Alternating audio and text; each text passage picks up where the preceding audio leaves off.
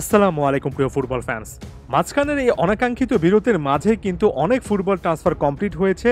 অনেক বিষয় নিয়ে আলোচনা করার চেষ্টা করবো একের পর এক ভিডিওতে। তবে এই মুহূর্তে আমার কাছে মনে হচ্ছে মাতিয়াস সুলে যে এই মুহূর্তে একেবারে রোমার পথে আছেন সেই বিষয়টা নিয়ে বিস্তারিত আলোচনা করা উচিত। কেন আলোচনা করা উচিত সেটা পুরো ভিডিওটা দেখলেই কিন্তু বুঝতে পারবেন।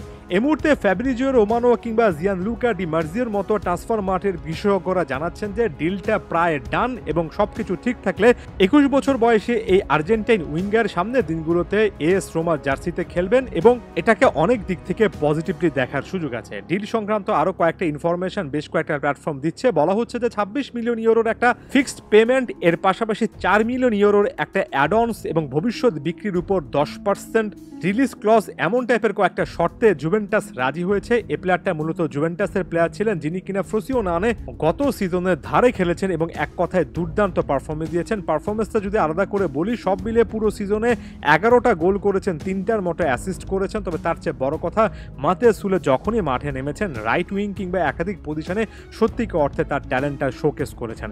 এখন এটাকে কেন আমি খুবই গুরুত্বপূর্ণ একটা ইনফরমেশন বলছি, কারণ একেবারে ক্লিয়ারলি এই জিনিসটা দেখা যাচ্ছে যে আরও দুই আর্জেন্টাইন প্লেয়ার যারা কিনা বর্তমানে রোমাতে আছেন, পারেদেস এবং পাউলো দিবালা, যারাও কিনা একটা সময় জুভেন্টাসে ছিলেন, ক্যারিয়ারের কোনো না কোনো সময় তারা এই ডিলটাতে কোনো না কোনোভাবে যুক্ত এবং হয়তোবা তাদের মাধ্যমে কনভিন্সড হয়ে মাতিয়াস সুলে চাচ্ছিলেন যাতে করে রোমাতে চলে আসা যায়।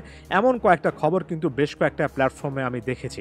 একই সঙ্গে যদি একই একাদশে খেলতে পারেন তাহলে ওভারঅল অনেক দিক থেকে উপকৃত হবেন, বিশেষ করে দিবালা এবং পারেদেসের মাধ্যমে। সেটা নিয়ে নতুন করে কোনো কিছু বলা নেই। তবে সুলে সম্পর্কে অনেক বেশি করে আলোচনায় একটা টপিকে আনহেল ডি মারিয়াকে কিন্তু আনতেই হয়।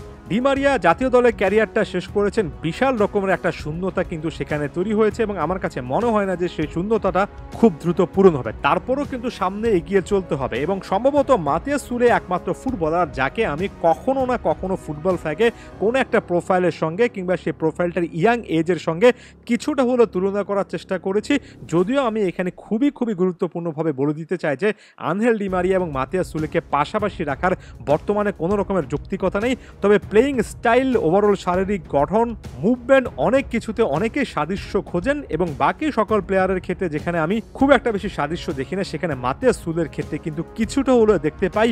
উইং উইজার্ড তাকে বলা হচ্ছে, তার প্লেয়িং পজিশন এবং বর্তমান সময়ে যেহেতু আর্জেন্টিনার রাইট উইংয়ে ডি মারিয়া রিপ্লেসমেন্ট দরকার, মাতিয়াস সুলে তার ওই প্লেয়িং স্টাইলটার জন্য যে কোনো বিবেচনায় অনেকের মনের মধ্যে থাকবেন। শুধুমাত্র একজন প্লেয়ারকে যদি এখানে আনহেল ডি মারিয়ার জায়গাটাতে এনে বেশি করে ট্রাই করানো যায় তাহলে আমার কাছে মনে হয় সবচেয়ে বেশি আলোচনা হয়তোবা মাতিয়াস সুলেকে ঘিরে হবে। হ্যাঁ, সাম্প্রতিক সময়ে ভ্যালেন্তিন কার্বোনি এই প্লেয়ারটাকে আমরা অনেক বেশি করে দেখছি, তবে কার্বোনি একেবারে প্রপার রাইট উইঙ্গার কিনা সেটা নিয়ে একটু ডাউট আছে। তবে এটা নিয়ে বিন্দুমাত্র কোনো ডাউট নেই যে মাতিয়াস সুলে প্রপার একজন উইংম্যান, উইং উইজার্ড এমন টাইপের শব্দ তার ক্ষেত্রে ব্যবহার করা হয়। একেবারে আনহেল ডি মারিয়ার পজিশনের মতো ওখানে রাইট সাইডের টাচ লাইনটা ঘেঁষে খেলতে পারেন, খুবই ভালো ড্রিবলিং স্কিল আছে। 1 ভার্সেস 1 সিচুয়েশনে তার ড্রিবলিং, ওভারঅল থ্রু বল দেওয়ার অ্যাবিলিটি, পাসিং, লং শট, কি পাস দেওয়ার অ্যাবিলিটি, ফিনিশিং সকল কিছুই কিন্তু প্রশংসিত হয়েছে।